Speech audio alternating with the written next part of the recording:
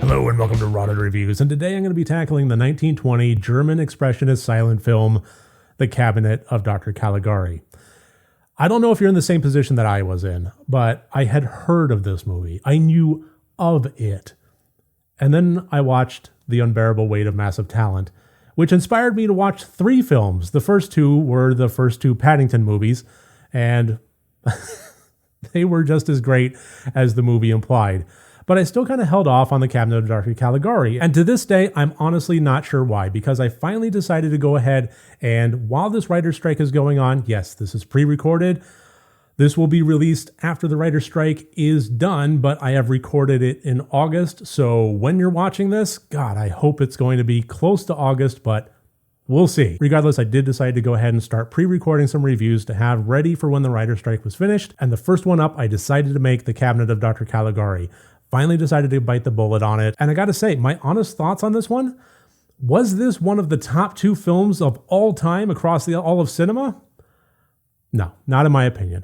But I did enjoy it thoroughly, and I'm so glad that I finally bit the bullet and watched it. Now I have a new problem, because this is a film that has been discussed and dissected frame by frame countless times in academic fashion by film historians and film professors all over the world all the fucking time.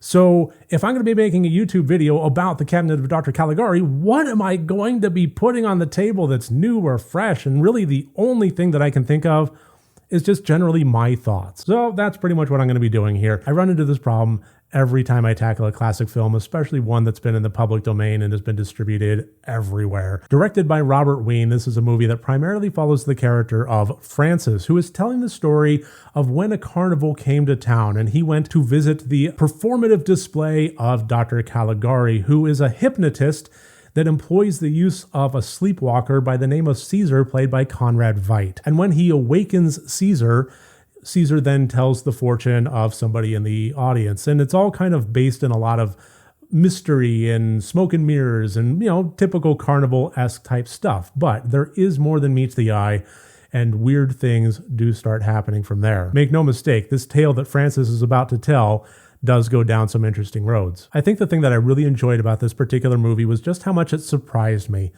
The plot and the story were actually very tight and very well established, with good, interesting characters and fantastic performances all around. But more than that, with the twists and the turns, by the time it actually got to the end credits, it had gone a direction that I did not see coming a million miles away.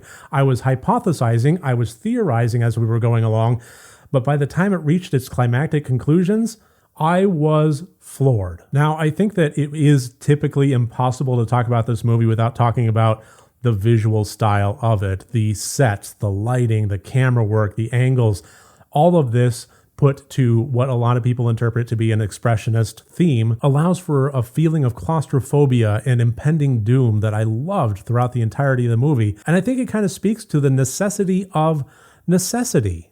It's one of the things that I really hold dear in the entirety of the horror genre. As filmmakers blaze new paths, be that a modern horror filmmaker working within a razor-tight budget to try and deliver the best quality product they can while working with absolutely zero money, or an established filmmaker of yesteryear working within the electricity and lighting confines in post-World War I Germany alongside a very confined set that required very creative usage of light, paint, and set design to come up with the visual style that The Cabinet of Dr. Caligari ultimately had. It adds an otherworldly nature to things that remained grounded in reality, but just an askewed version of it that established a very nightmare-esque storytelling aesthetic, and I loved it. It just wound up being a very immersive experience for me. So would I recommend this? Oh, yeah.